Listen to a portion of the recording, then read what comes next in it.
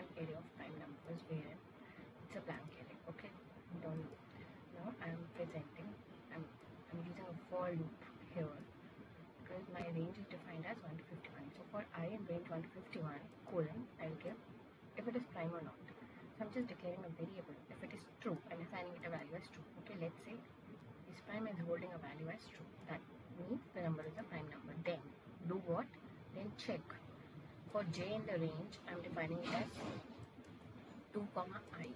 Okay, if I, that is this range, any number from 1 to 51 is modulus j, that means is completely divisible by j and the remainder is 0, then the number is not a prime number. Assign the value as false. Okay, so its prime is false. If it is completely divisible by 2, that means it's an even number, right?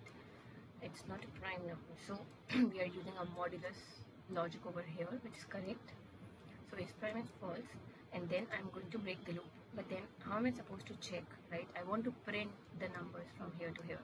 So this is complete for your logic, which is correct. Okay, the entire logic is correct, and we want to find the numbers within this range, and if the number is completely divisible or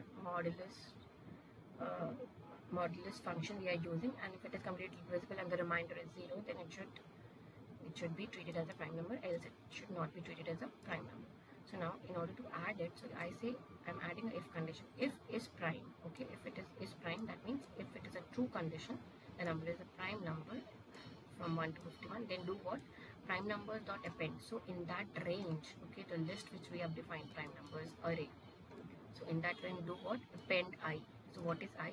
I means all the prime numbers, add it to this list. Okay, so it will add all the numbers. Append function will do what? Add all the numbers to this list, whichever number satisfies this condition and are prime. And else, if it is not prime, it will not print the numbers. So I just want to print the numbers also. So I'm going to print my list or my array which we have created. Okay, so this is how we are able to find. Hope you liked it.